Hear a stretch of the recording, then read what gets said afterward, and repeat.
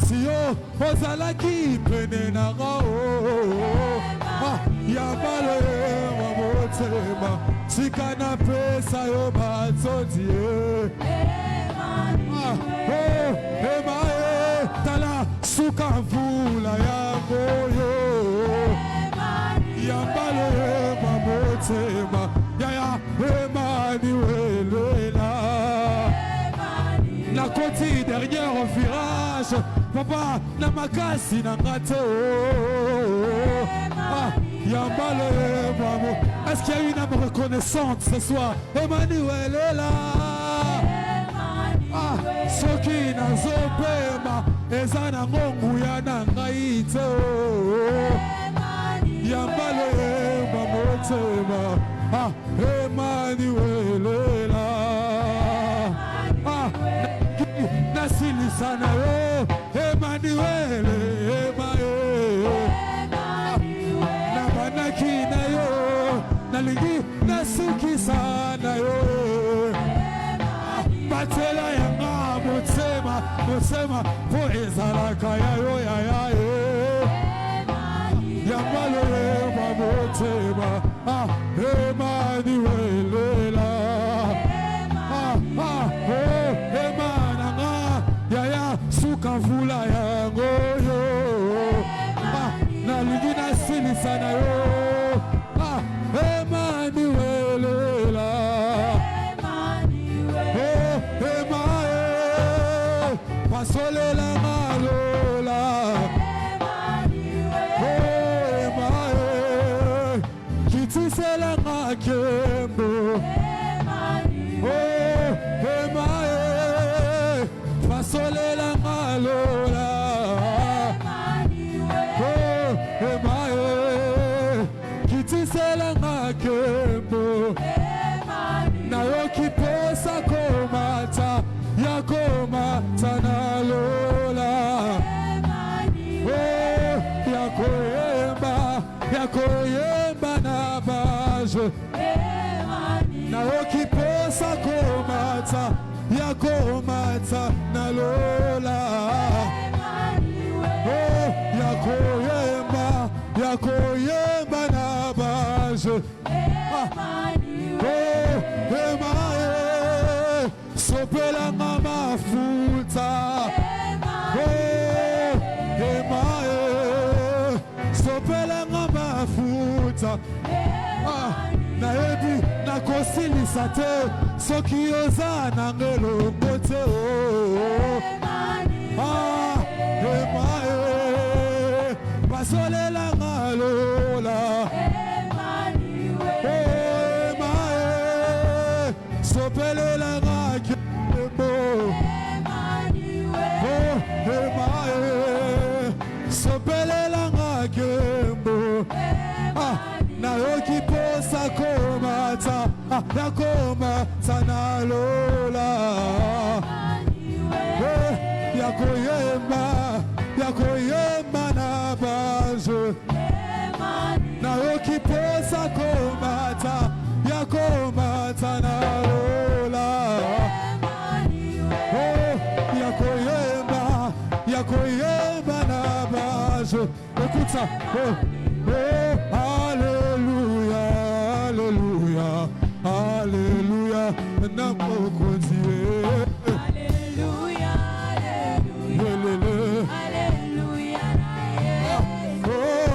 Alléluia, alléluia, alléluia.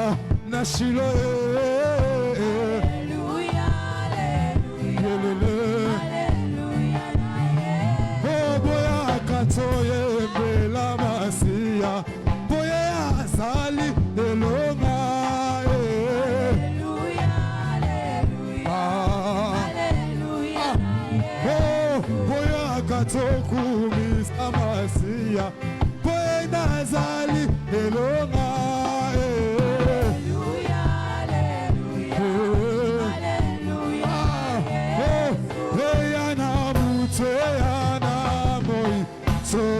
Bangelo côté Okosili sans vous la forme Alléluia.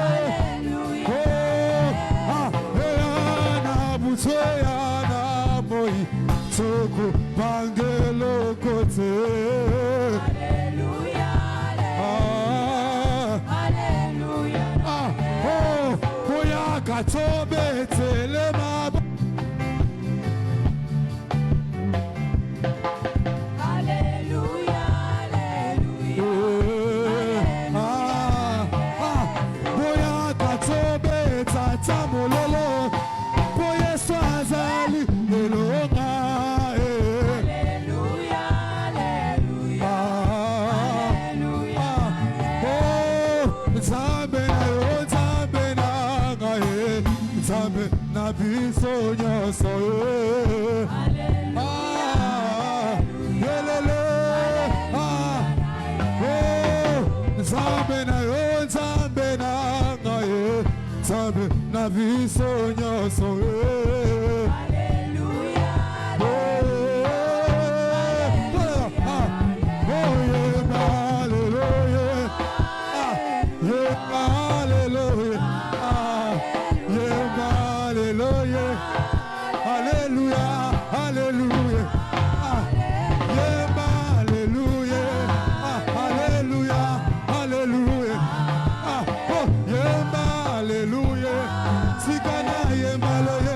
Bakubisaka mokonzine ngenine papa yama bayembelaka mokonzine ngenine yema basanjolaka mokonzine ngenine yema basanjolaka mokonzine ngenine.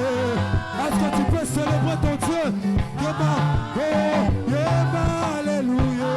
Alléluia, alléluia, oh yeah, alléluia, alléluia, alléluia, oh yeah, alléluia, alléluia, alléluia, oh yeah, alléluia, Est-ce que tu peux célébrer ton Dieu?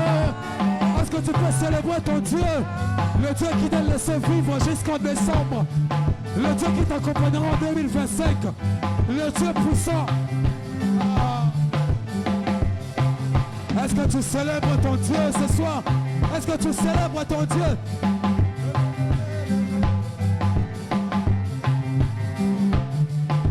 Oh yeah, alléluia.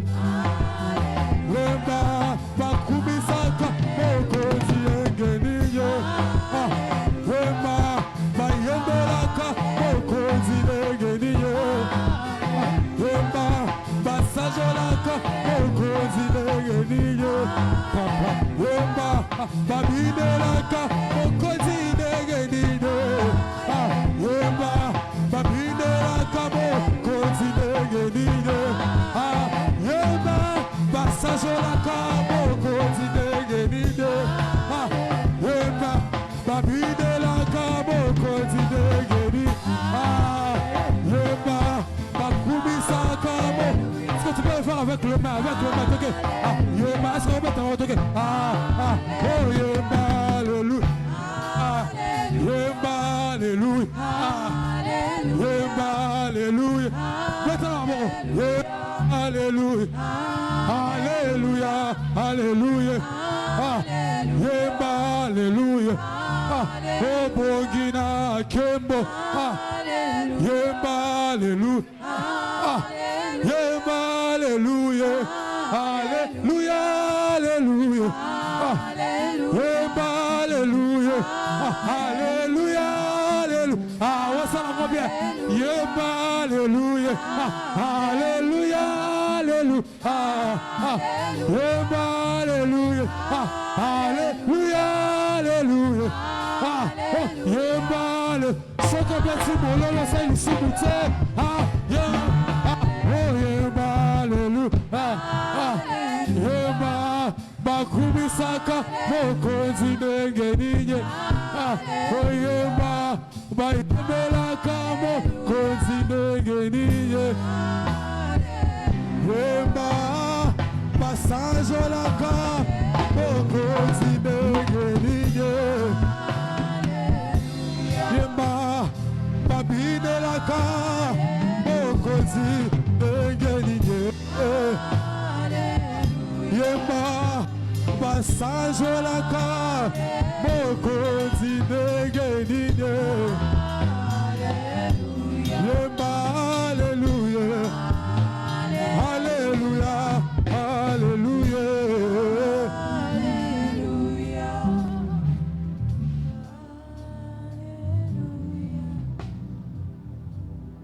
Monte dans la prière, bien-aimé. Repends ton cœur devant Dieu.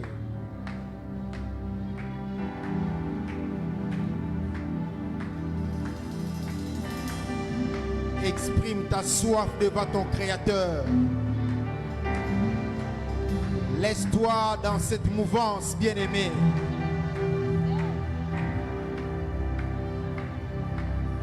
Dis-lui combien il est indispensable pour toi.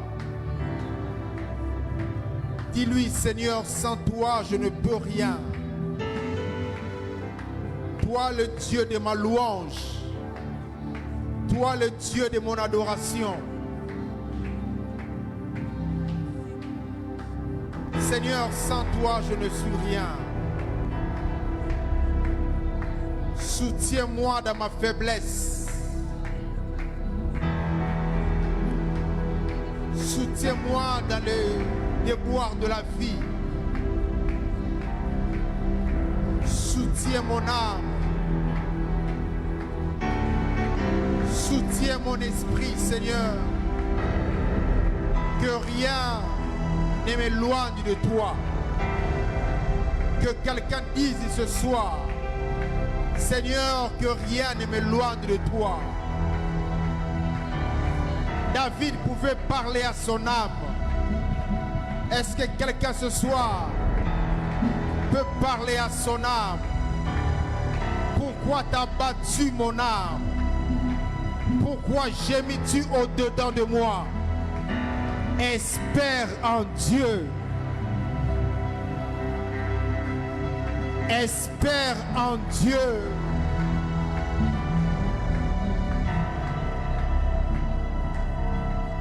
Même si ces projets-là ne se réalisent pas,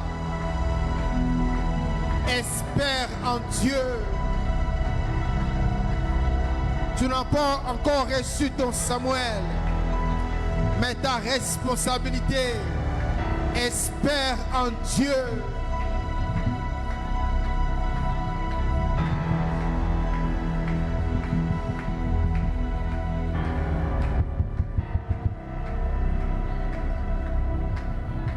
Que ton esprit, Seigneur, soit ma force. Que ton esprit, Seigneur, vivifie l'homme que je suis.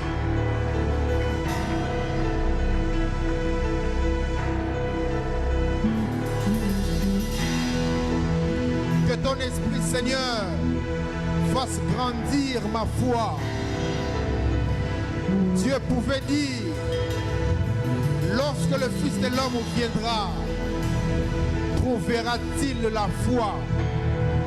Bien-aimé, c'est la foi qui nous permet d'être agréable à Dieu. Dieu veut que tu sois agréable à lui. Que ta foi monte. Que ta foi soit stable.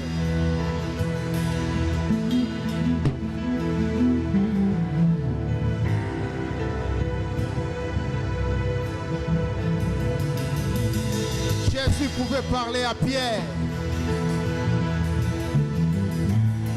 Après l'avoir lié, il lui a dit, lorsque tu seras affermi.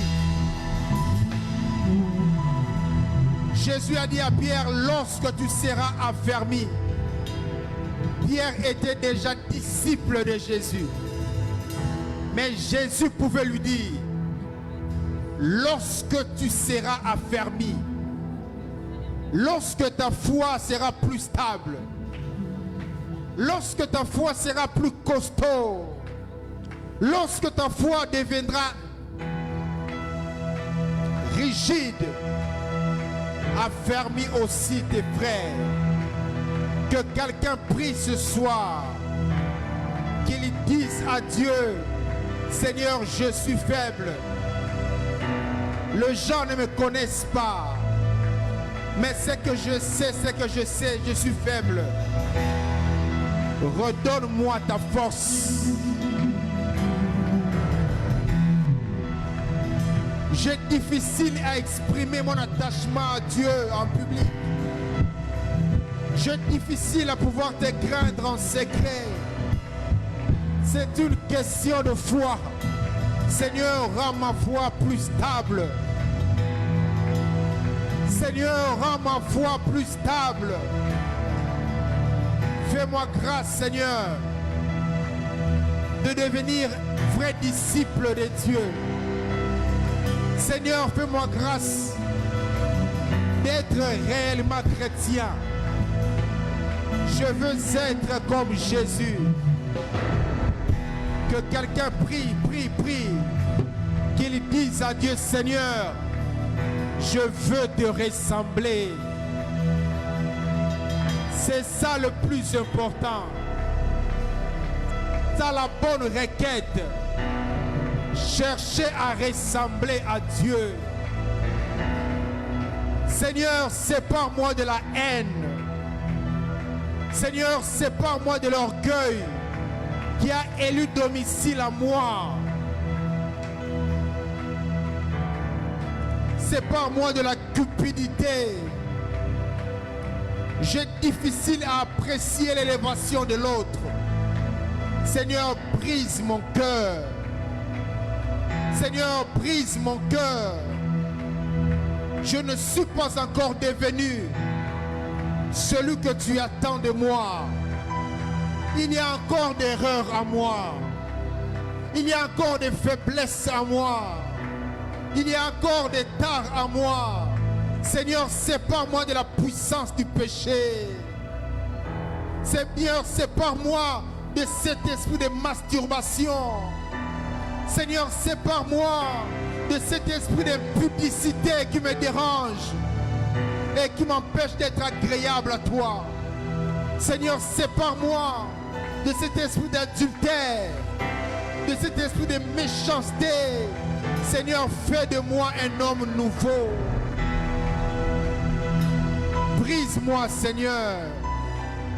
Les gens ne me connaissent pas bien, mais ce que je sais, c'est que je ne suis pas ce que je prétends être.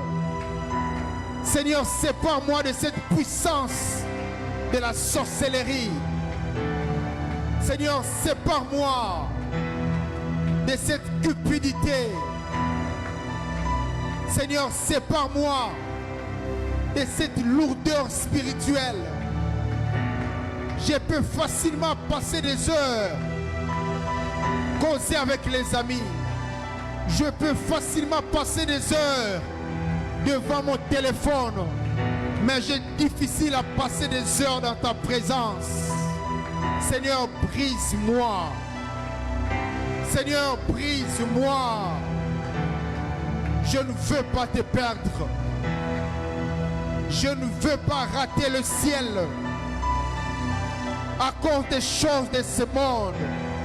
Seigneur, brise l'homme que je suis. Seigneur, je ne suis rien. Sans toi, je ne suis rien. Sans toi, je ne suis rien. Brise mon cœur. Donne-moi le cœur que Joseph avait.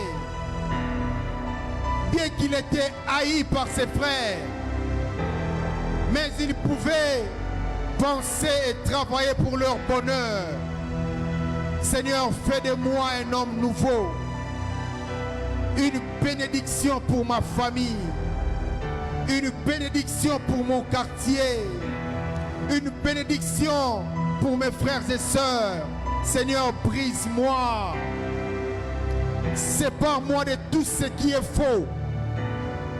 Sépare-moi de tout ce qui est faux. Et donne-moi ce qu'il faut. Que quelqu'un dise ce soir, Seigneur, sépare-moi de tout ce qui est faux, de tout ce qui n'est pas vrai. Donne-moi ce qu'il faut. Il y a des choses que les enfants de Dieu doivent avoir. Seigneur, donne-moi ta vie. Seigneur, donne-moi ta vie. Sa vie, je la veux. Ta vie ce soir, je la désire. Lorsqu'il était rempli de la vie de Dieu, lorsque la vie de Jésus était devenue son partage, bien aimé, le même Pierre qui avait nié Jésus, même devant une femme, il était prêt à mourir pour ce Jésus. Bien aimé, lorsque la vie de Dieu s'imprime en toi, tu parleras comme Jésus.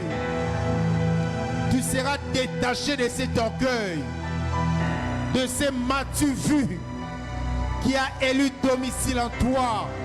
Seigneur, brise-moi. Telle l'argile devant le potier.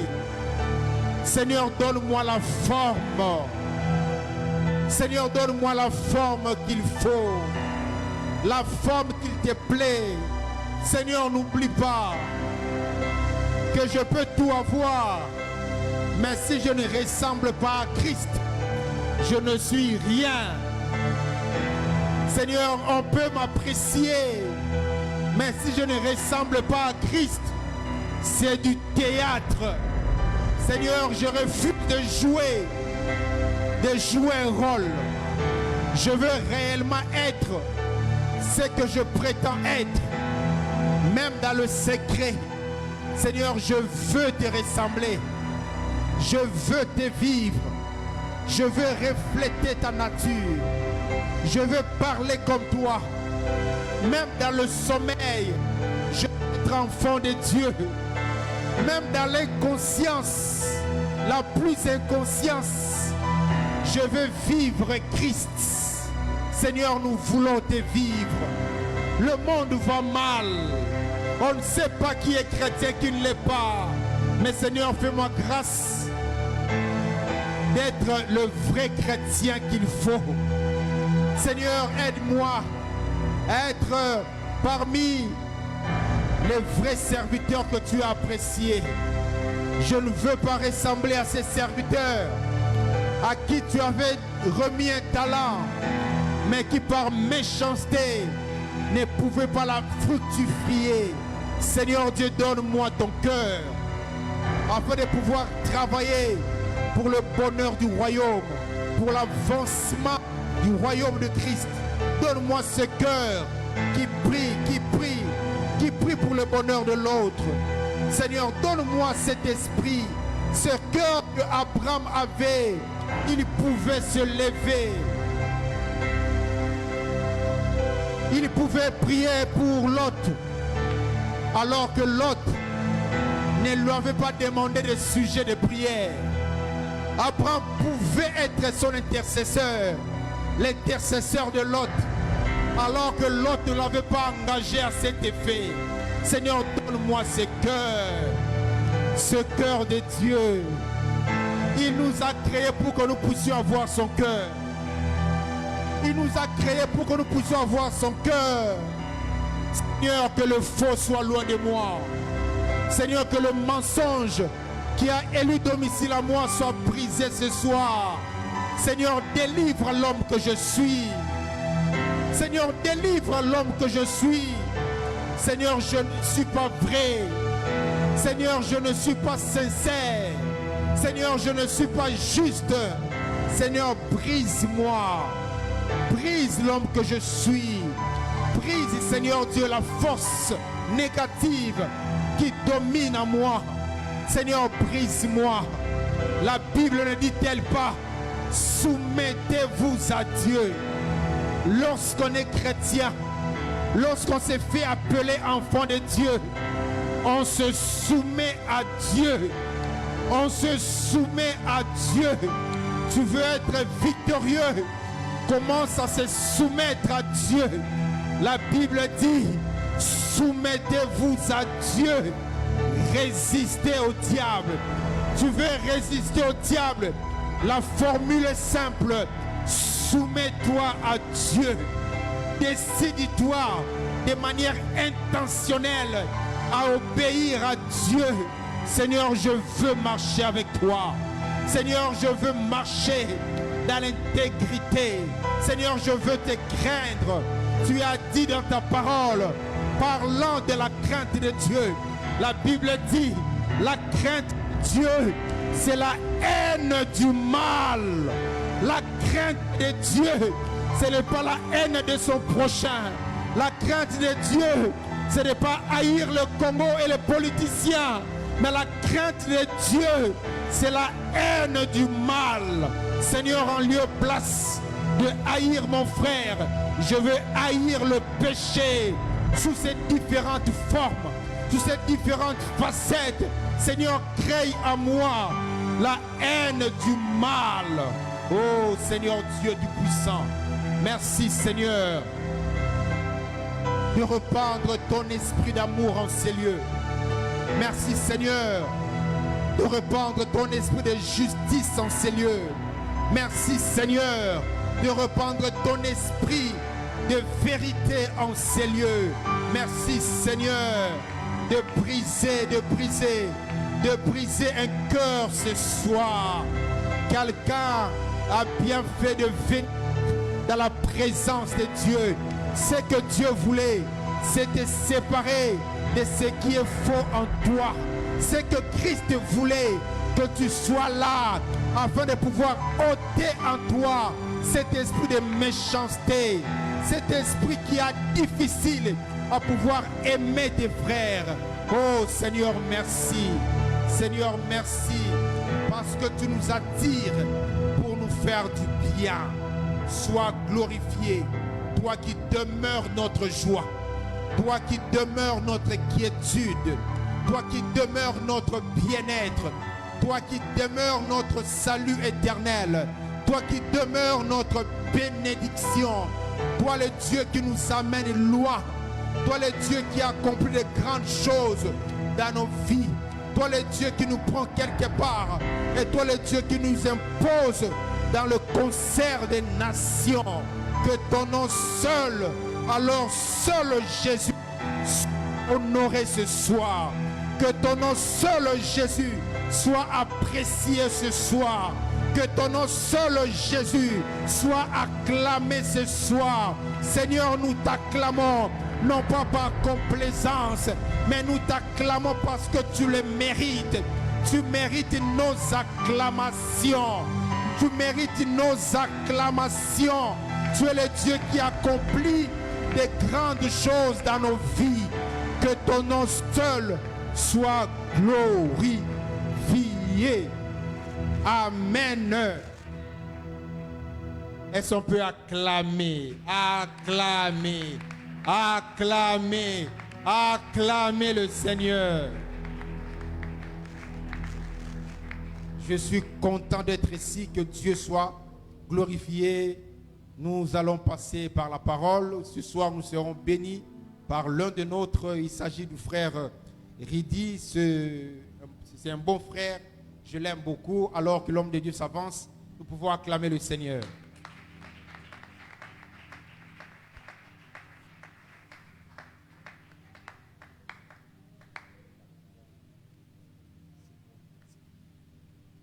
Gloire à Dieu. Est-ce que nous pouvons encore acclamer le Seigneur? Est-ce que tu peux bien acclamer le Seigneur? Est-ce que tu peux acclamer Dieu comme quelqu'un que Dieu a élu ce soir? Vous savez, la Bible dit que dans la chambre haute, ils étaient tous assemblés en un lieu et il y avait des langues de feu sur chacun d'eux, Ça veut dire que ce jour, le ciel avait comptabilisé chaque personne qui se retrouvait. J'aimerais te dire ce soir, tu n'es pas venu par hasard. Si tu es là ce soir, c'est parce que Dieu t'a comptabilisé ce soir. Et si Dieu t'a voulu ici ce soir, c'est parce qu'il y a des choses qu'il a prévues pour toi. Alors est-ce que tu peux acclamer le Seigneur comme quelqu'un qui est en train de dire merci à Dieu? Dis Seigneur, merci parce que je sais que tu m'as voulu ce soir. Ma venue ici n'est pas un hasard. Oh, j'aimerais que quelqu'un soit conscient ce soir que ta présence en ce lieu n'est pas le fruit d'un hasard, n'est pas seulement le fruit de ta volonté, mais c'est le fruit de ce que Dieu a préparé avant la fondation du monde. Et je crois ce soir que Dieu, plus que celui qui t'a voulu ici, il va te donner les choses qu'il a prévues pour toi. Alors acclame ton Dieu, le Dieu qui a en réserve des choses pour toi, de Dieu qui te fait du bien, de Dieu qui te fait du bien. Oh, le cordon disait tout à l'heure que je suis content d'être là ce soir. Je ne sais pas pour ton voisin, mais moi aussi, je suis content d'être là ce soir parce que je sais que je suis dans la présence de Dieu. Je suis dans la présence de Papa. La Bible dit, vous savez comment Dieu a oint de force. L'Esprit Jésus de Nazareth qui allait de lieu en lieu. Mais ce qu'il faisait, ma Bible dit qu'il faisait du bien. Alors si tu crois que Dieu est ici, je crois qu'il est là pour me faire du bien. Oh, je ne sais pas pour ton voisin, mais moi je crois que Jésus de Nazareth qui marchait dans les rues de Jérusalem, qui marchait dans les rues de Galilée et qui faisait du bien, il est là ce soir. Et moi aussi, il va me faire du bien. Oh, si tu crois, est-ce que tu peux acclamer Dieu? Oh, est-ce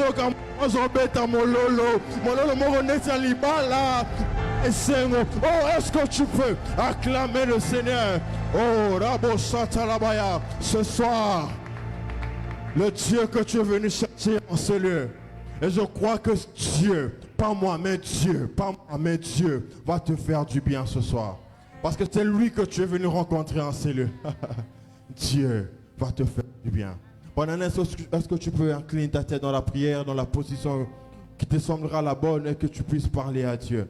Recommande ce temps des paroles entre les mains du Seigneur. Dis à Dieu, Seigneur, fais-moi du bien ce soir. Parle-moi, parle à mon cœur. Renouvelle-moi ce soir, rafraîchis-moi par ta parole. Fais-moi du bien par ta parole. La Bible déclare que dans leur détresse, ils invoquèrent l'Éternel. Il envoya sa parole. Il n'envoyait pas des anges, il n'a pas envoyé la manne encore, il n'a pas envoyé une flamme de feu, mais il a envoyé sa parole. Il dit, Seigneur, Seigneur, soir, envoie-moi ta parole, que ta parole me fasse du bien. Dans le nom de Jésus. Père, fais-nous du bien ce soir par ta parole. Parle-nous par ta parole.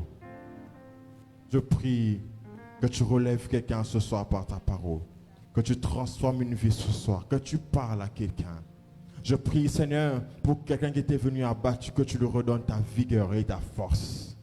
Je prie, éternel mon Dieu, que au sortir de ce culte, Père, que chacun de nous ait un nouveau départ avec toi. Au nom de Jésus. Transforme des familles, transforme des vies. Fais-le pour notre bien, mais fais-le surtout pour ta gloire. Au nom de Jésus-Christ. Est-ce que tu peux m'aider à acclamer le Seigneur? Réponds à ta place, s'il te plaît, là où tu es. Que Dieu te bénisse. Merci beaucoup, la chorale. Que Dieu vous bénisse abondamment. Alléluia. Je suis très heureux d'être là ce soir. Heureux non pas seulement d'être à Quilombe, mais surtout, non pas seulement heureux d'être à la compassion ce soir, mais je suis encore beaucoup plus heureux d'être dans la présence de Dieu.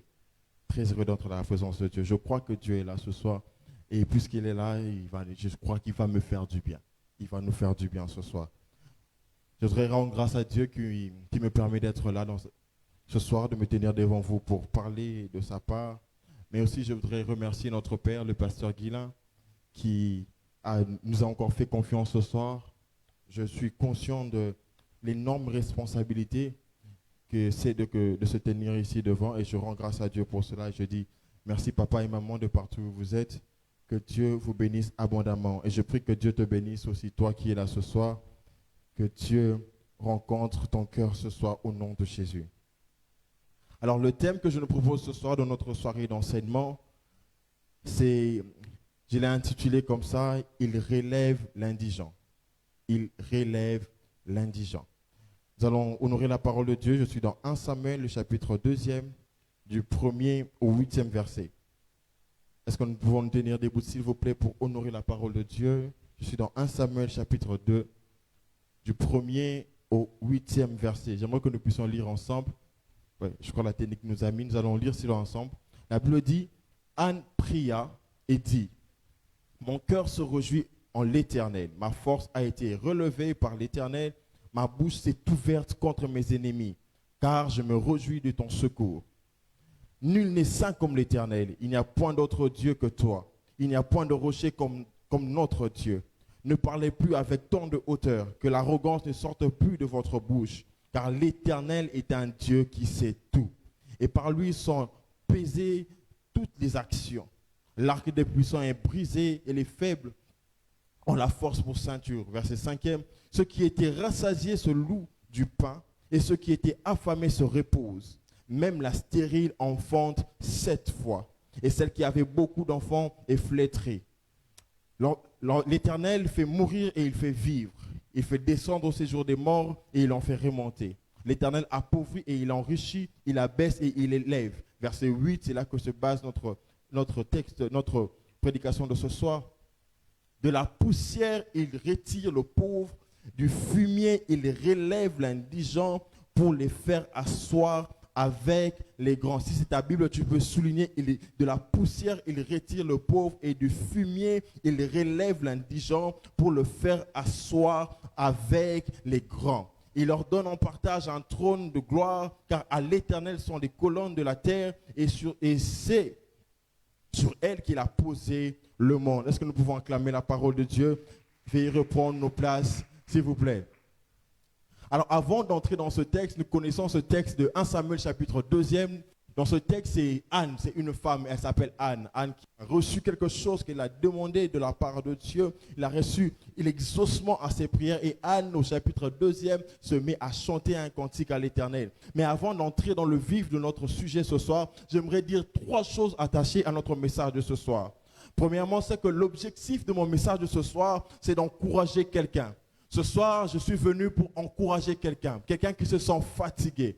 Quelqu'un qui a commencé, qui se dit, j'ai tellement prié comme Anne, elle priait tellement, tu as tellement prié, tu as tellement cherché Dieu, tu as tellement demandé des choses, mais il est possible que tu as tellement demandé, mais que tu n'es pas encore en train de voir. Il est possible que tu aies tellement prié, mais que tu es encore en train de vivre les mêmes humiliations, les mêmes moqueries que tu vivais avant. Ce soir, je suis venu encourager quelqu'un, je suis venu te dire que ton Dieu voit. Ton Dieu qui est dans le ciel, il voit les choses par lesquelles tu es en train de passer. Frères et sœurs, j'aimerais te rassurer ce soir. Au ciel, tu as un Dieu. Lorsque tu pries, tu ne pries pas face à un mur. Tu ne pries pas, ce ne sont pas des aventures que tu fais. Mais à chaque fois que tu ouvres ta bouche pour prier, dans le ciel, il y a quelqu'un qui entend tes prières. Frères et sœurs, j'aimerais te rassurer. Si tu commençais à douter, si tu commençais à te fatiguer, dans le ciel, ton Dieu voit, ton Dieu sait, ton Dieu entend. Ton Dieu voit, il sait et il entend. J'aime beaucoup ce texte, la Bible parlant de Daniel. La Bible dit que Daniel était en train de prier. Il a fait 21 jours et il priait. Mais lorsque l'ange arrive pour voir Daniel, il dit à Daniel, de lors que tu as ouvert ta bouche pour parler, une parole a été libérée du ciel. J'aimerais dire à quelqu'un, à chaque fois que tu ouvres ta bouche pour parler, dans le ciel, il y a un mouvement qui s'opère en ta faveur. À chaque fois que tu ouvres ta bouche pour parler à ton Dieu, il y a un mouvement que Dieu libère dans le ciel. Frères et sœurs, sois rassurés. Ton Dieu qui est dans le ciel, il voit ce que tu vis et il entend tes prières. Deuxième chose que j'aimerais dire, c'est que ton Dieu n'a pas oublié ce qu'il t'a dit. Dieu n'a pas oublié les promesses qu'il t'a faites. Il se souvient de chacune de tes prières. Frère, notre Dieu n'oublie pas. Notre Dieu, à chaque fois que tu pries, tu peux oublier la prière que tu as faite. Tu peux oublier les choses que tu as dit dans ta prière de 2010, de 2011, de 2012. Mais le Dieu que tu as prié, lui, il n'oublie pas. Il se souvient de chacune de tes prières.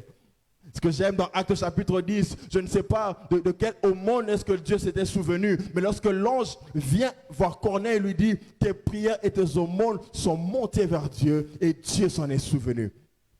Je ne pense pas que Corneille se souvenait encore de la prière qu'il avait faite. Je ne pense pas que Corneille se souvenait encore des choses qu'il avait faites, de ce qu'il avait dit dans la présence de Dieu.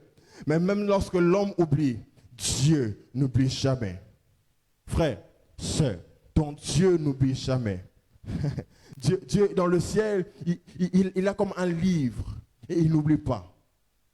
Alors peu importe ce que tu vis, ton Dieu n'oublie pas. La Bible dit dans Isaïe 55, j'aime beaucoup ce texte, du verset 10e au verset 11e. La Bible dit, c'est Dieu qui est en train de parler. Il dit, comme la pluie et la neige descendent des cieux et ils ne retournent pas sans avoir. J'aime beaucoup ce texte. Comme la pluie et la neige descendent des cieux et ils n'y retournent pas sans avoir première chose, la Bible dit sans avoir arrosé. Je prie que Dieu arrose ta vie au nom de Jésus. Vous savez, lorsqu'on parle d'arroser ici, on est en train de parler d'enlever la sécheresse quelque part. Lorsqu'on arrose, on met de l'eau pour enlever la sécheresse. Alors je prie que Dieu arrose ta vie et que toute forme de sécheresse te quitte au nom puissant de Jésus. Il dit la neige et la pluie descendent des cieux et il ne retourne pas sans avoir premièrement arrosé. Mais j'aime la suite. Il dit deuxièmement fécondé. Lorsqu'on parle de la fécondation, ici il est en train de parler d'enlever toute forme de stérilité. Alors je prie ce soir que la parole que Dieu a dit dans ta vie, que la parole que Dieu a libérée sur ta vie, enlève toute forme de stérilité au nom puissant de Jésus. Que la fécondité soit ton partage dans tes affaires, dans ton travail, dans ton mariage, dans ce que tu fais. Que la fécondité de Dieu, que la fécondité de Dieu, que la fécondité de Dieu soit ton partage au nom de Jésus. Si tu crois, tu me dis très fort Amen. Et la Bible continue dit, et troisième chose, et fait germer les plantes. Quand j'aime Dieu, il dit la première chose, il arrose d'abord, il enlève d'abord toute forme de sécheresse. Mais la deuxième chose, il vient, il féconde, il vient enlever toute forme de stérilité. Mais il ne s'arrête pas là. Notre Dieu est un Dieu responsable. Et la troisième chose, il continue. Il vient lui-même, il commence à faire germer. Il fait germer, il fait germer, il fait germer. Que Dieu fasse germer toutes les choses qu'il a prévues pour toi. Oh, j'aime Dieu, papa. Je me souviens de l'apôtre Paul qui est en train de dire, il dit, Paul l'a planté, Apollos l'a arrosé, mais c'est Dieu qui fait croître. Ça, c'est la responsabilité de Dieu. Et j'aimerais dire à quelqu'un, Dieu est un Dieu responsable. Lorsqu'il commence, il va jusqu'au bout. Oh, j'aimerais dire à quelqu'un, tu as l'impression que ça s'est arrêté. Depuis que Dieu avait parlé, j'ai l'impression que tu fais du statu quo. Mais j'aimerais t'assurer, la parole de Dieu ne fait jamais du statu quo. Elle a commencé par elle va féconder, mais j'aimerais te rassurer, les choses que Dieu a dit vont germer et tu vas commencer à les voir et tu vas commencer à les vivre. Oh, j'aimerais qui croit en cela? Si tu crois en cela, dis-moi très fort Amen. Il dit sans avoir donné de la semence au semeur et du pain à celui qui mange. Mais j'aime la suite des versets 11e. La Bible dit, ainsi en est-il de ma parole. Ça c'est Dieu qui dit. Dieu aime sa parole. Il dit, ainsi en est-il de ma parole qui sort de ma bouche. Ce n'est pas la parole d'un homme. Il dit, ce n'est pas sorti de la bouche d'un homme. Ce n'est pas sorti de la bouche d'un prophète, mais qui sort de ma bouche. Quelqu'un a-t-il ici entendu la parole de Dieu? Quelqu'un ici, Dieu lui a déjà parlé. Voilà, Dieu me dit de te dire. Il dit, c'est sorti de ma bouche. Et cette parole fait quoi? Elle ne retourne point à moi sans effet. Il continue. Il dit sans avoir exécuté. Papa, je m'étonne. Il dit la parole exécute. Ça veut dire que chaque fois que Dieu libère une parole, la parole sort avec une mission. Lorsque Dieu a libéré une parole dans ta vie, elle est venue avec une mission. Elle dit cette parole ne va pas retourner sans que la mission soit finie. J'aimerais dire à quelqu'un, la parole de Dieu dans ta vie est en mission. Elle est en train de travailler. Oh papa, la parole de Dieu n'est pas inactive. Lorsque Dieu libère une parole, la parole ne vient pas et s'assoit. Et ça c'est la terre. La Bible dit que la parole travaille et sans avoir exécuté. Elle dit, elle ne retourne pas à moi sans effet. Ça veut dire qu'avant que la parole retourne à Dieu, elle doit avoir accompli son effet. J'aimerais te rassurer, ce que Dieu a dit ne retournera pas à lui sans que ce qu'il a dit ne s'accomplisse.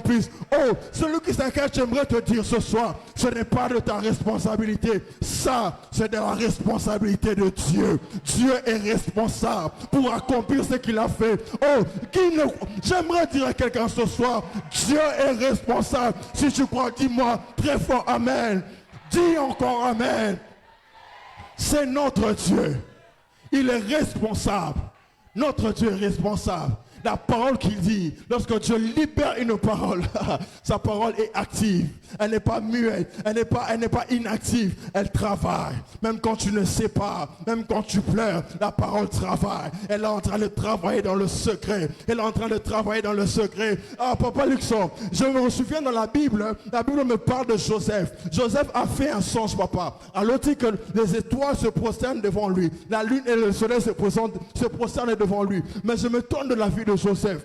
une personne qui a fait de telles visions, de telles révélations, il se retrouve dans un puits, il se retrouve en tant qu'esclave dans la maison de Potiphar. Ça m'étonne, papa. Mais pendant que Joseph ne savait pas, maman, la parole de Dieu était en train de travailler. Même quand il était dans la prison, la parole travaillait. Parce que la Bible dit que la parole ne peut pas retourner à Dieu sans avoir exécuté. La parole de Dieu ne retournera pas. Elle exécutera ce que Dieu a dit dans ta vie. Elle exécutera ce que Dieu a dit dans ta vie. Même si les réalités sont contraires. Même si les réalités sont contraires, la parole de Dieu s'accomplira. Vous savez, l'objectif du diable, c'est que le diable aime, c'est que tu puisses adopter le langage de la réalité que tu vis. Que tu puisses adopter le style de vie de la réalité. Or, Dieu n'est pas dans la réalité. Dieu est dans la vérité. La vérité, c'est ce que Dieu a dit. Ça veut dire que même si je traverse des réalités différentes, la vérité reste la vérité. Dieu ne ment pas. Même si je suis dans la fournaise ardente, la vérité reste la vérité. Même si je suis dans la prison de Pharaon, la vérité reste la vérité. Il y aura un jour où le Samson se souviendra.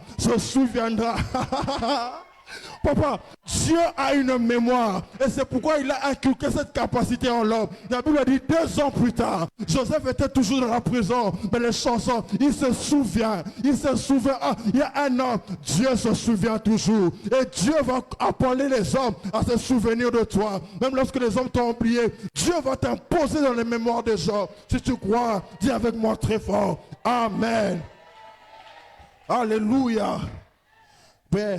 Bien-aimé dans le Seigneur, lorsque Dieu parle, il ne laisse pas la responsabilité de sa parole aux hommes. Parce qu'aucun homme n'a la capacité de porter la parole de Dieu jusqu'à l'accomplissement. Dieu est responsable de ta propre parole. Il est responsable de ce qu'il dit. Et la Bible dit que Dieu veille sur sa parole pour l'accomplir. Il veille. Dieu veille. Veiller signifie être attentif.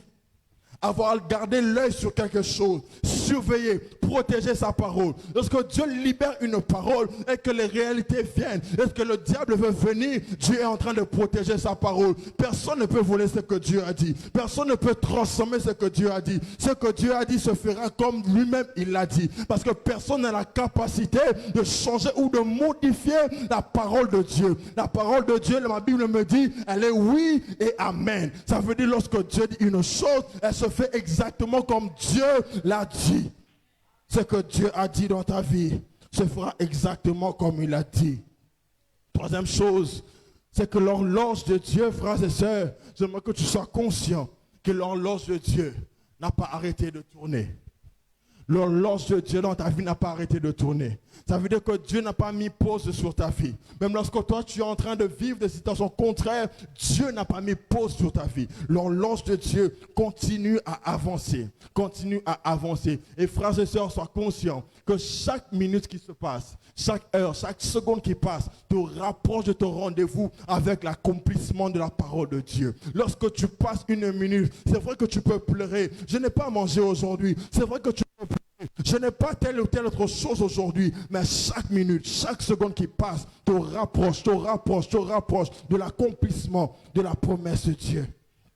Et frères et sœurs, j'aimerais te dire une vérité. C'est que l'accomplissement, dans l'attente de l'accomplissement, pour que cela se fasse, cela dépend aussi de ta position pendant que tu attends. Dans quelle position est-ce que tu attends la parole de Dieu, les accomplissements de la promesse de Dieu? Et qu'est-ce que tu fais pendant le temps où tu es en train d'attendre? Vous savez, frères et sœurs, tu peux être appelé à être médecin, mais si tu n'étudies pas la médecine, tu ne seras jamais médecin. Même si c'est Dieu qui a parlé, si tu n'étudies pas la médecine, entre le temps où Dieu a parlé et le temps d'accomplissement, il y a des actes que tu dois poser, il y a une position à avoir. La passivité te fera passer à côté de la promesse de Dieu. Qu'est-ce que tu fais pendant que tu attends? Qu'est-ce que tu fais pendant que tu attends? Beaucoup disent que Dieu m'appelle à des grandes choses, à faire telle ou telle autre chose, mais tu dors du matin au soir. Frère, l'accomplissement de la promesse te rencontrera, te trouvera sur un chemin. Te trouvera quelque part, pas sur ton lit. Pas sur ton lit.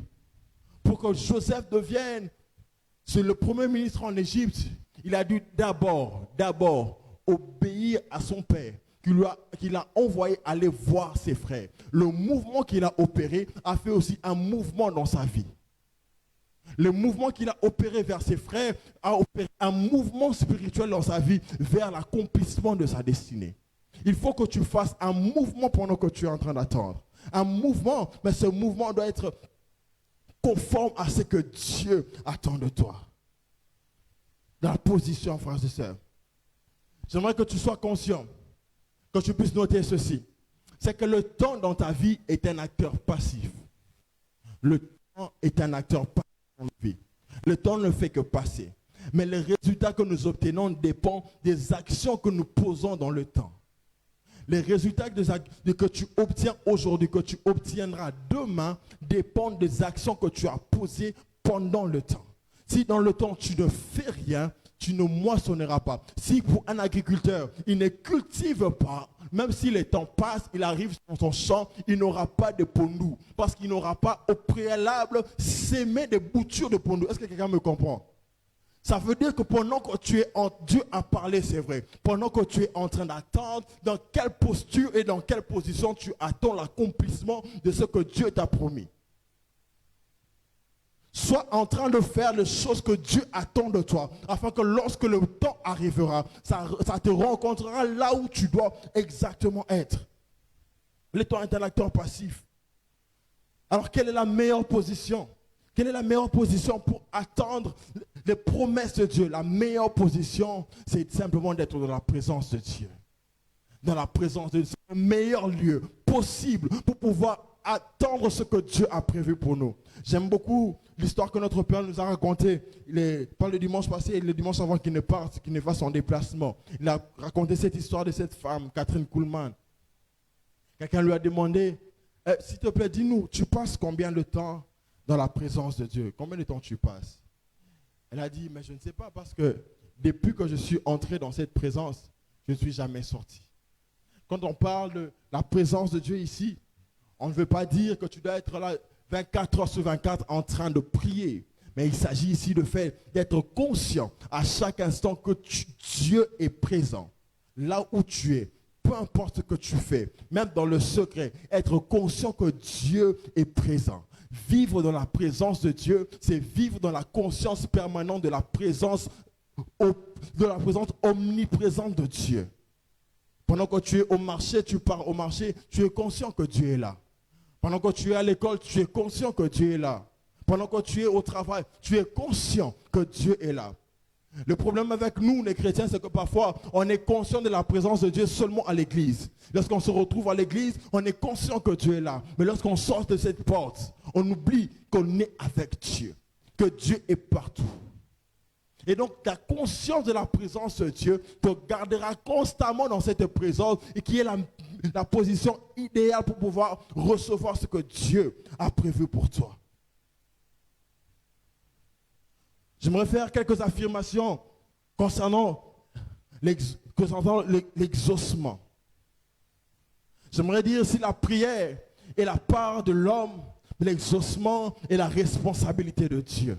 Si la prière, c'est ce que l'homme doit faire, l'exaucement, c'est la responsabilité de Dieu. C'est la part qui revient à Dieu. La part de l'homme, c'est de prier, de parler, de demander, d'intercéder. Mais la part de Dieu, c'est d'exaucer. Deuxième chose, c'est que le temps où l'exaucement arrive dépend de Dieu.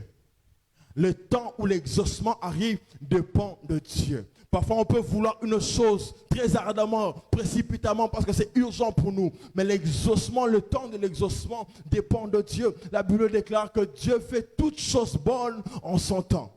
Pas en notre temps, pas en ton temps, en son temps à lui. Parce que le temps de Dieu, frères et sœurs, soyez-en sûrs, c'est toujours le meilleur. Tu peux vouloir une chose aujourd'hui précipitamment, mais que Dieu ne te la donne pas maintenant. Le temps de Dieu est toujours meilleur.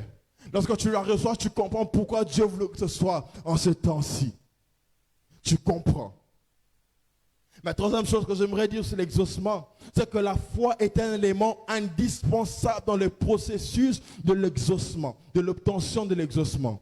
La foi est un élément indispensable. Tu ne peux pas dissocier la foi de ta prière. Tu ne peux pas dissocier la foi de l'exaucement. Écoutez ce que la Bible dit dans Jacques chapitre 1er. Je lis du 5e au 7e verset.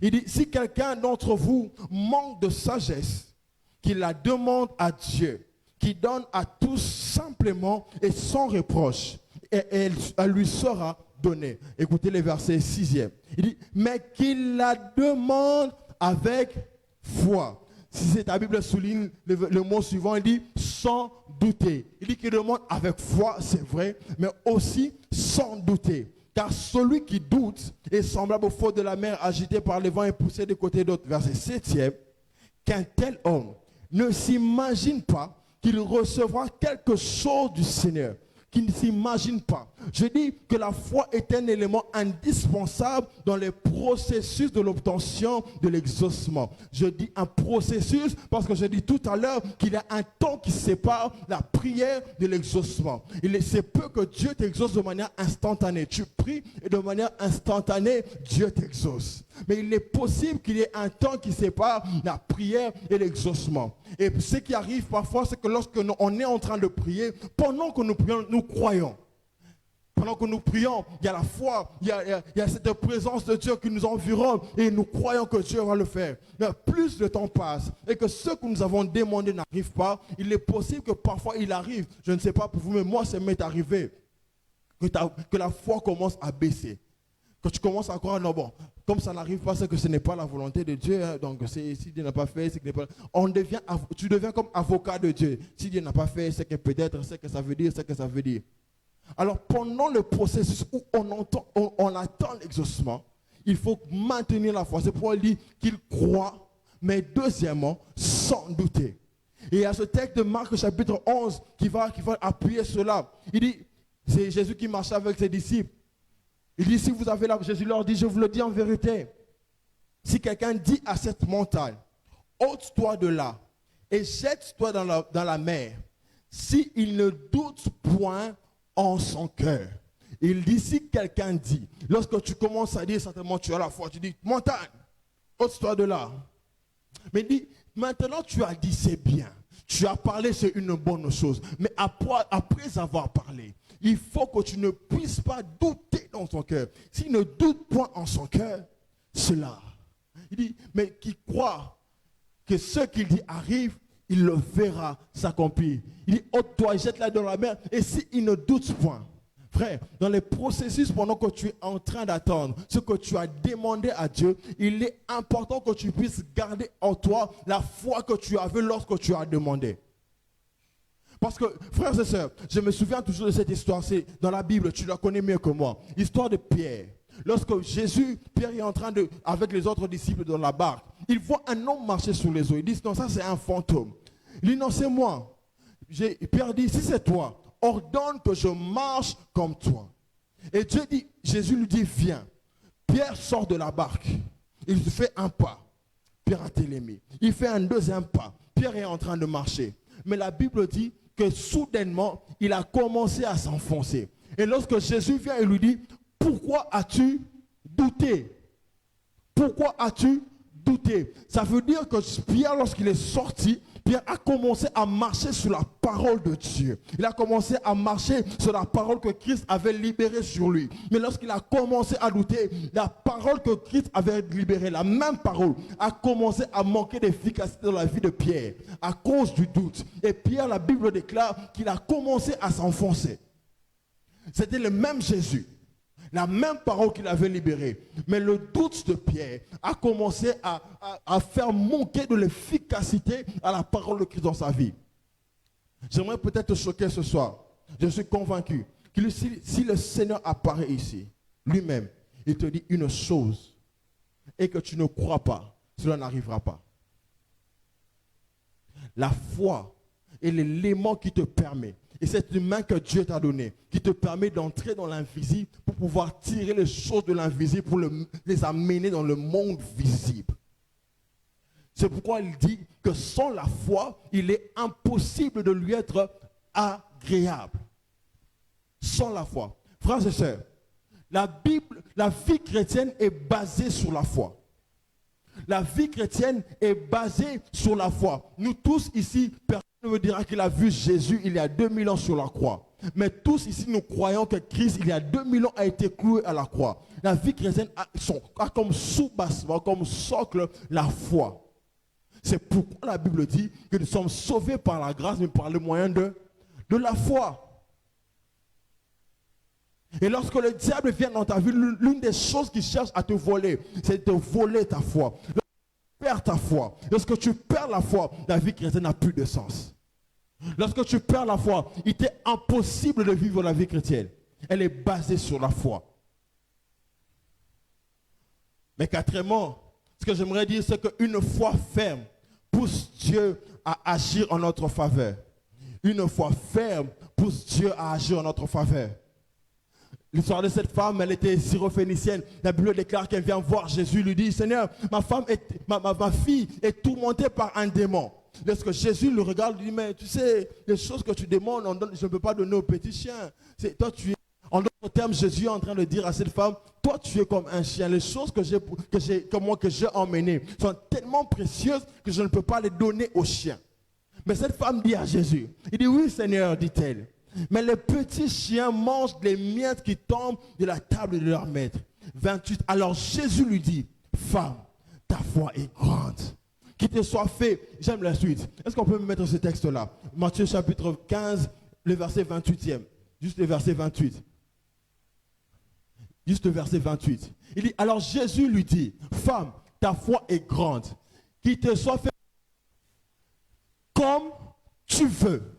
Non pas comme moi je veux, comme toi. C'est Jésus qui est en train de dire à cette femme, qu'il te soit fait comme toi tu veux. Pourquoi? Parce que ta foi est grande. Frères et sœurs, une foi ferme pousse toujours Dieu à agir en notre faveur. Il dit qu'il te soit fait comme toi tu veux. Alors même, sa fille fut guérie. Lorsque cette femme vient voir Jésus, Jésus lui dit, écoute, les choses que tu demandes, ce n'est pas pour toi. Les choses que tu demandes, je n'ai pas prévu ça pour toi. Ce n'est pas pour les chiens. Toi, tu es comme un chien. Les choses que tu demandes là, je ne peux pas te les donner. Mais cette femme s'accroche. Il dit, Seigneur, même les chiens mangent des choses qui tombent sous la table de leur main. Et cette femme regarde, Jésus regarde cette femme, il dit, mais femme, elle dit, papa, j'ai un objectif. Mon objectif, c'est que ma fille soit guérie. Alors moi, je crois que tu peux le faire. Il dit que ta foi est grande et qu'il te soit fait comme tu veux. Et je crois ce soir que si tu exprimes ta foi devant Dieu, il te sera fait comme tu veux. Comme tu veux. Et cinquièmement, c'est que les mauvaises motivations sont un frein à l'exaucement de la prière. On prie beaucoup, c'est vrai. Mais pourquoi est-ce que tu veux ce que tu veux? Pourquoi est-ce que tu demandes à Dieu ce que tu es en train de demander précisément? Pourquoi est-ce que tu veux que Dieu te donne ce travail? Pourquoi est-ce que tu veux que Dieu te donne ce mariage? Pour que tu sentir, pourquoi est-ce que tu veux cela? Quelle est la motivation de ton cœur? Qu'est-ce qui motive ton cœur? Dans Matthieu chapitre 6, Jésus est en train de parler, il dit, ne soyez pas comme les pharisiens. Eux, ils se mettent debout dans les assemblées. Ils veulent les premières places. Mais je me pose la question. Est-ce que se mettre debout dans l'assemblée, c'est un problème? Non. Mais est-ce que se mettre à la première place, c'est un problème à l'église? Non.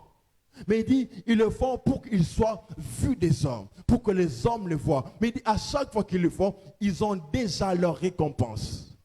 À chaque fois que tu fais une chose pour impressionner les gens, lorsque les gens sont impressionnés, tu obtiens déjà ta récompense.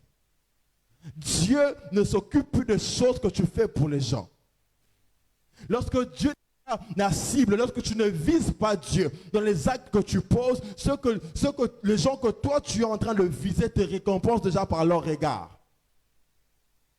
Lorsque les gens pour qui tu fais une chose, pour qu'ils te voient, pour qu'ils t'apprécient, voient les choses que tu as fait, leur regard ferme les yeux de Dieu sur l'action que tu as posée. Alors pourquoi est-ce que tu pries? Pourquoi est-ce que tu veux cela? Pourquoi est-ce que tu demandes ces choses à Dieu? Tes motivations peuvent être un accélérateur, mais tes motivations peuvent aussi être un frein à ton exaucement. Et lorsque Dieu exauce, lorsque l'homme a prié, Dieu exauce. L'exaucement de Dieu a pour but d'amener l'homme à rendre grâce à Dieu. À rendre grâce à Dieu. Frères et sœurs, les actions de grâce sont une réponse logique à la grâce obtenue. Une action de grâce est une réponse à une grâce. Lorsque Dieu fait grâce, nous devons lui rendre des actions de grâce. Vous savez, il est possible, Cordon, je me suis rendu compte, il est possible que nous puissions faire 1 heure en train de prier, de demander, de chasser les démons, mais il est difficile de faire 30 minutes simplement en train de rendre grâce à Dieu. Il est difficile de voir quelqu'un qui fait plus de 30 minutes, 1 heure, en train simplement de rendre grâce à Dieu. Pourquoi? Parce que premièrement, on est toujours tourné vers ce que Dieu n'a pas encore fait. L'homme est souvent tourné vers ce qu'il n'a pas encore obtenu de la part de Dieu. On regarde souvent ce qu'on manque. On regarde souvent le verre à moitié vide. Pendant qu'on oublie qu'entre-temps, le verre est aussi à moitié plein. Lorsque tu es toujours tourné vers les choses que tu n'as pas, lorsque tu regardes toujours vers les choses que tu n'as pas encore obtenues, il te sera difficile de rendre grâce à Dieu parce que tu auras toujours l'impression qu'il te manque de choses. On sera beaucoup en train de demander ce qui n'est pas mal. Dieu nous encourage à demander, mais on sera beaucoup moins dans les actions de grâce. Mais deuxièmement, si on n'arrive pas souvent à rendre grâce à Dieu, c'est parce qu'on le dit souvent dans notre bouche que Dieu m'a fait grâce, mais dans notre subconscient, dans notre intérieur, nous avons comme l'impression que nous méritons les choses que Dieu nous a données. Nous avons comme l'impression que c'est parce que tu as jeûné, c'est parce que tu as prié, c'est parce que tu es monté à la montagne, c'est parce que tu as fait 3 jours, c'est parce que tu as fait une retraite que Dieu t'a donnée. Frères et sœurs, peu importe les choses que tu fais, même si c'est Dieu qui t'a demandé de faire, tout ce que tu obtiens de la part de Dieu n'est que grâce. Tout ce que tu obtiens de Dieu n'est que grâce. Il y a des gens qui jeûnent plus que toi. Il y a des gens qui sont beaucoup plus consacrés que toi, qui n'ont pas les résultats que tu as. Tout ce que tu obtiens de Dieu, de la part de Dieu, est le fruit d'abord de la grâce de Dieu. Et lorsque tu reconnais la grâce que Dieu t'a fait, tu dois être quelqu'un qui doit être familier aux actions de grâce. Et les actions de grâce peuvent avoir 2 sources, j'en ai noté 2. Premièrement, comme je l'ai dit tout à l'heure, les actions de grâce peuvent avoir comme source la grâce obtenue, ce que tu as obtenu de la part de Dieu. Lorsqu'on obtient quelque chose de la part de Dieu, on rend grâce. Mais deuxièmement, les actions de grâce peuvent avoir aussi comme source la foi. Les actions de grâce peuvent avoir comme maternité notre foi. Jésus est en train de dire quelque chose de merveilleux. Il dit, tout ce que vous demanderez en priant, il dit, croyez d'abord que vous l'avez reçu, mais ensuite vous allez le voir s'accomplir. Ça veut dire que lorsque tu demandes quelque chose à Dieu, avant d'avoir obtenu cela, je crois d'abord que Dieu me l'a donné. C'est pourquoi j'ai dit tout à l'heure que la vie chrétienne est impossible à vivre sans la foi. Je crois d'abord que Dieu me l'a donné. Et lorsqu'on reçoit quelque chose, qu'est-ce qu'on fait? On rend grâce, on remercie. Donc la foi peut être une source des actions de grâce. Je demande quelque chose à Dieu. Je n'ai pas encore vu, mais je commence déjà à rendre grâce à Dieu pour les choses que je n'ai pas encore vues. Et cette action de grâce attire vers moi les choses que j'ai demandées à Dieu. Frères et sœurs, si tu veux attirer des choses vers toi, sois un homme de foi et un homme de foi rend grâce à Dieu avant d'avoir vu. Parce qu'en tant que chrétien, la Bible déclare que le juste ne marchera pas par la foi et non par la vue. Les choses que tu vois sont précédées par celles que tu ne vois pas. Les choses que tu touches et que tu obtiens sont d'abord précédées par des choses invisibles que tu ne vois pas d'abord. Et lorsque tu rends grâce à Dieu pour ce que tu n'as pas vu, tu rendras grâce pour ce que tu verras. C'est pourquoi la Bible dit, il dit ces choses dont nous avons entendu parler, des choses que nos yeux ont vues et que nous avons contemplées. Il ne s'arrête pas là. Il dit des choses que nous avons finalement touchées. Nous avons d'abord entendu parler. Nous avons contemplé de loin. Mais maintenant, ça ne s'arrête pas là. Ça s'approche de nous. Nous aussi, nous les touchons. Nous les touchons. Dans les processus vers la maternité, lorsque Anne est en train de prier, Anne est stérile. Et elle a une rivale terrible.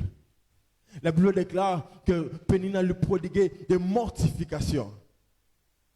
Si elle était quinoise de chez nous, elle dirait à Anne, elle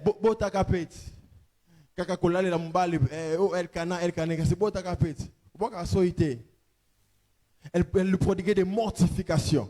Et Anne pleurait. Et dans le processus vers la maternité de Anne, j'aimerais te dire, Anne, tu rencontreras deux types de personnes. Tu rencontreras des Pénina, mais tu rencontreras aussi des Elkana. J'aimerais dire à quelqu'un, moi je préfère Pénina. Je préfère Pénina à Elkana. Elkana, c'est quelqu'un qui t'aime. Et Elkana, c'est le type de personne qui t'aime sincèrement. Il t'aime pour de vrai. Il t'aime pour de vrai. Il te prodigue des conseils. Mais seulement, les Elkana sont des personnes qui t'aiment et qui veulent te faire accepter la réalité. Et voilà, tu sais que tu vis, bon, si c'est bon la volonté de Dieu. Si Dieu voulait, tu allais avoir l'enfant. Écoutez ce que Elkana dit à Anne. Il dit, est-ce que je ne veux pas pour toi plus que 10 enfants, plus que 10 fils? Hein, maman, est-ce que tu fais ma bé? Est-ce que tu fais dans est-ce que tu fais dans ma bé, maman? Est-ce que moi, vraiment, je ne veux pas pour toi plus que 10 fils? Les Elkana sont des gens qui t'aiment. Ils te voient souffrir, ça leur fait de la peine. Mais ils veulent te faire accepter cette réalité-là. Malheureusement, les Elkana ne sont pas utiles pour nous dans le processus de l'enfantement.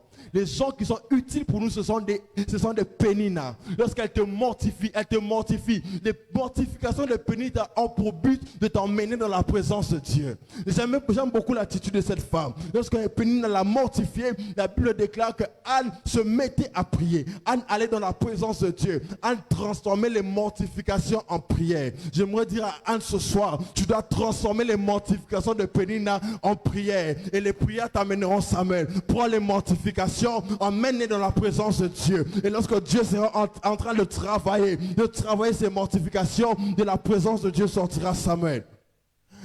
Les Pénina sont des personnes importantes, et parfois c'est le Dieu qui les met à côté de nous. Dieu les envoie et doit te mortifier, parce que vous savez, si Pénina n'était pas là, elle allait être tranquille dans sa maison. C'est vrai qu'elle n'a pas d'enfant, mais bon, elle est tranquille chez elle. C'est les mortifications de Pénina. Anne pleurait. Elle pleurait dans la présence de Dieu. Et lorsque Anne entendait ces mortifications, lorsque Anne entendait les mortifications de Pénina, elle prenait ces mortifications. Elle allait avec dans la présence de Dieu. La Bible déclare que lorsqu'elle arrivait, elle pleurait, de sorte que même les paroles ne sortaient plus de sa bouche. Elle avait tellement de la peine, elle n'arrivait pas, elle pleurait. Le sacrificateur vient, il arrive, il dit, mais femme, jusqu'à quand? Est-ce que tu ne peux pas faire passer ton vin? Il dit, homme de Dieu, ce n'est pas le vin. Il dit, j'ai de la peine dans mon cœur. Ah, je prie que Dieu, je ne dirai pas amen, mais moi je prie que Dieu t'envoie des Pénina, qui vont te mortifier tellement, qui vont t'envoyer dans la présence de Dieu afin que tu puisses enfanter ce que Dieu a prévu pour toi. Et j'aime ce que la Bible dit. Lorsque Anne a fait ce temps dans la présence de Dieu, l'homme de Dieu arrive et lui dit, écoutez, l'année prochaine tu auras un fils. Et j'aimerais parler brièvement, et je vais finir par là, de ce qui arrive lorsque l'exaucement arrive. Lorsque l'exaucement arrive, la première chose, c'est qu'on découvre une nouvelle identité que les gens ne connaissaient pas, mais que seul Dieu connaît. Anne, on la connaissait, quelqu'un qui pleurait. Elle était pleureuse dans la présence de Dieu. Mais Anne est devenue quelqu'un qui chante. Il dit, oh mon âme, que Dieu soit... Oh Anne, tu commences à chanter. Depuis quand tu chantes? Je prie que Dieu t'exauce et qu'on découvre ta vraie identité. Cette identité que Dieu connaît, que nous ne connaissons pas. Que lorsque l'exaucement arrive, l'identité change. Et Dieu change. On découvre cette nouvelle face de toi qu'on ne connaissait pas. Oh, tu peux écrire aussi des louanges à Dieu. Oh, on ne savait pas. Ces choses arrivent lorsque Dieu exauce. Et ces choses arrivent au nom puissant de Jésus. Lorsque l'exaucement arrive, il y a deux mouvements qui s'opèrent.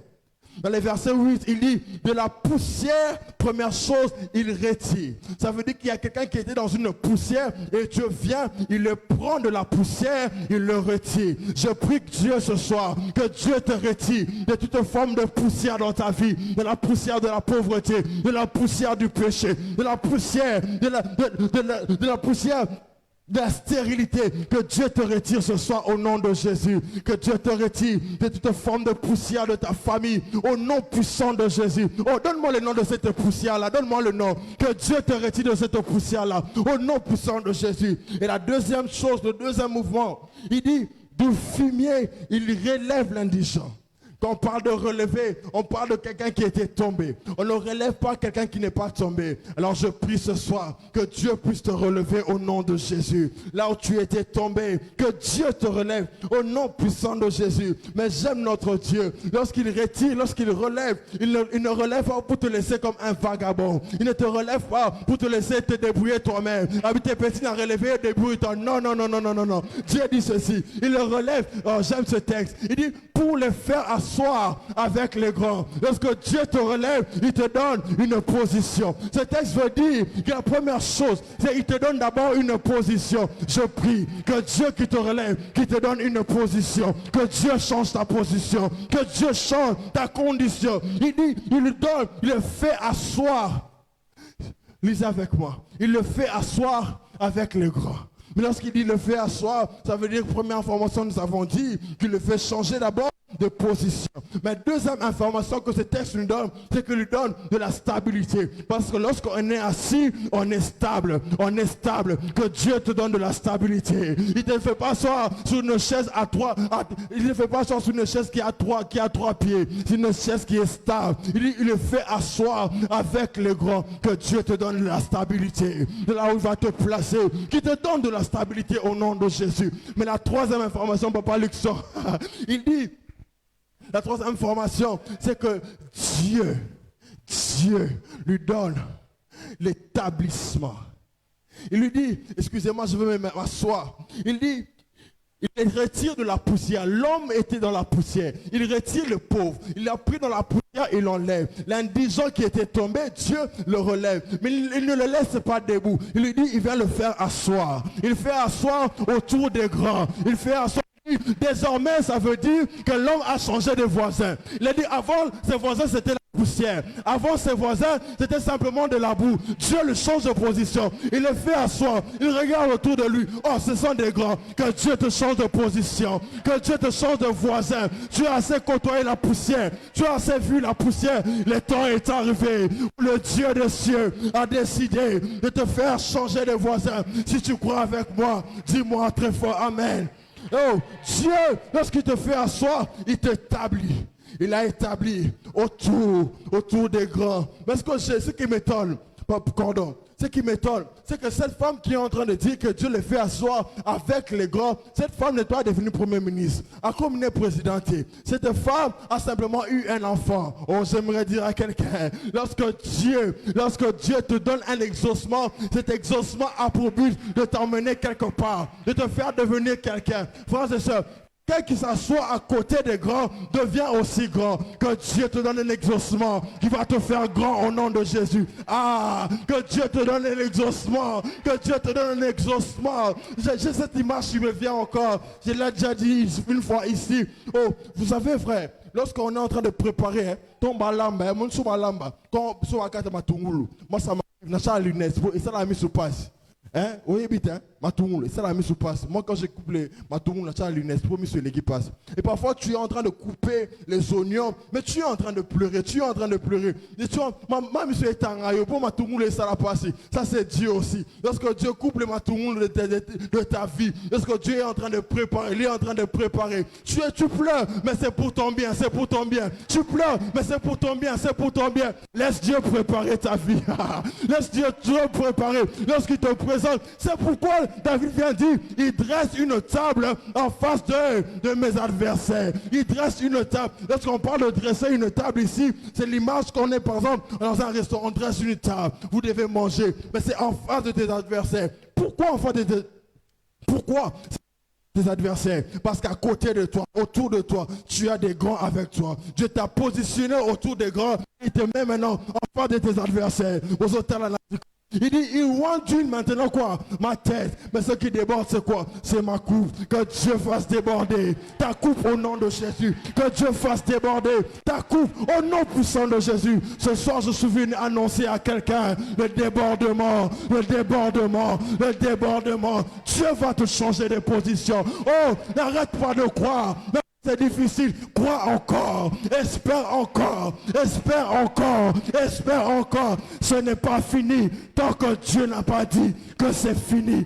Tant que Dieu n'a pas dit que c'est fini, ce n'est pas fini. Oh, l'avantage que nous avons, c'est que l'arbitre de notre vie est notre Dieu. L'arbitre de notre vie est notre Dieu. Il va mettre les temps additionnels autant qu'il en faudra. Tant que ce qu'il a dit n'aura pas encore atteint son accomplissement, ce que Dieu a dit arrivera, arrivera. Ne désespère pas, ne désespère pas. Ne regarde pas les réalités. Les réalités peuvent te tromper. Regarde la vérité. Ce que Dieu a dit, ce que Dieu a dit. Si tu crois avec moi, dis très fort Amen.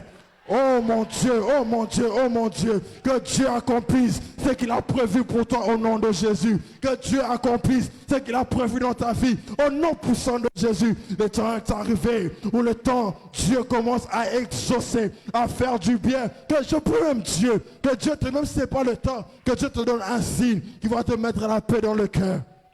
Alléluia. Notre Dieu est un Dieu merveilleux. Ce qu'il dit, il le fait toujours. Frère, n'arrête pas de croire en Dieu. C'est pourquoi je comprends David parfois. David s'arrête, il dit, mon âme, pourquoi t'as battu dans de moi? David veut croire, mais les circonstances sont tellement difficiles. Son âme n'arrive plus à croire. Il dit, mon âme, pourquoi t'as battu dedans de moi? Espère en Dieu, espère en Dieu. J'aimerais dire à quelqu'un ce soir, espère en Dieu. Espère en Dieu. N'abandonne pas, n'abandonne pas. Parce que ton Dieu n'a pas abandonné. Ne mets pas fin parce que Dieu n'a pas mis fin. Ne mets pas stop parce que Dieu n'a pas mis stop. Le film de ta vie continue. Dieu n'a pas encore arrêté. Dieu est le metteur en scène. Même si tu es dans le puits, ne désespère pas. Tu sortiras, tu iras dans la maison de Potiphar. Ne désespère pas. Tu iras dans la prison lorsqu'il arrivera un temps où les chansons se souviendront. Frère, l'année est à la fin, tu peux te dire, j'ai demandé à Dieu, j'ai prié. Je n'ai pas encore vu. Dieu m'envoie te dire ce soir, ne désespère pas. Crois encore, crois encore, crois encore. Dieu n'a pas fini d'écrire ton histoire. Dieu n'a pas fini d'écrire ton histoire. J'aimerais dire à quelqu'un ce soir, je le sens fort dans mon cœur. Tu as traversé des périodes difficiles. Tu as l'impression que Dieu t'a abandonné, mais ne désespère pas. Dieu n'a pas encore fini d'écrire l'histoire de ta vie. Attache-toi à Dieu. Reste dans la présence de Dieu. Même si c'est difficile, attache-toi à Dieu. Reste là, dans la présence de Dieu. Dis Seigneur, moi j'attends. J'attends, je sais que tu feras. Je sais que tu feras. Au temps marqué et fixé par Dieu, il le fera. Lèvons-nous, nous allons prier. Que Dieu bénisse sa parole. Là où tu es, est-ce que tu peux élever ta voix et que tu parles à Dieu? Dis Seigneur, je crois que tu vas le faire. Je sais que tu vas le faire, Adonai. Seigneur, je sais que tu vas le faire. Élève ta voix, commence à parler à Dieu. Seigneur, c'est vrai que c'est difficile, mais je crois que tu vas le faire. Je sais que c'est compliqué, mais je crois que tu vas le faire. Tu as la capacité de le faire. Tu es le seul qui peut changer l'histoire. Seigneur, j'espère en toi. J'espère en toi. Je mets ma foi en toi. Je mets ma confiance en toi. Tu es le seul qui peut changer mon histoire. Tu es le seul qui peut changer ma vie. Tu es le seul qui peut transformer l'histoire de ma famille. Alors Seigneur, j'espère encore. Ce n'est pas fini. Tant que toi, tu n'as pas dit que c'est fini. La Bible dit, un chien vivant vaut mieux qu'un lion mort. Un chien vivant vaut mieux qu'un lion mort. Un chien vivant vaut mieux qu'un lion mort. Le fait que je sois en vie signifie que tu n'as pas encore fini avec moi. Le fait que je sois en vie signifie que tes projets ne sont pas encore finis, que tu n'as pas encore arrêté tes plans. Est-ce que tu peux parler à Dieu? Seigneur, nous croyons en toi, Père. Je sais que tu peux. Tu es le seul qui a la capacité. Alléluia.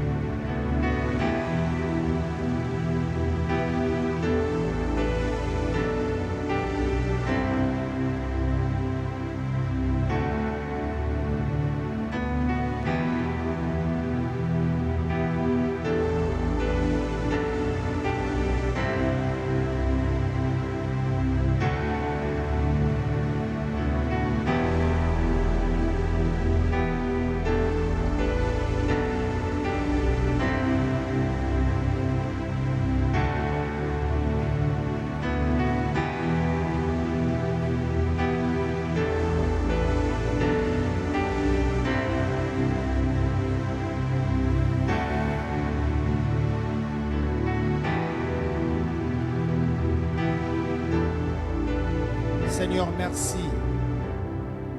Merci pour ta nuée qui nous entoure. Merci Seigneur pour ta présence qui nous tient compagnie et qui nous apporte tout le bonheur du monde,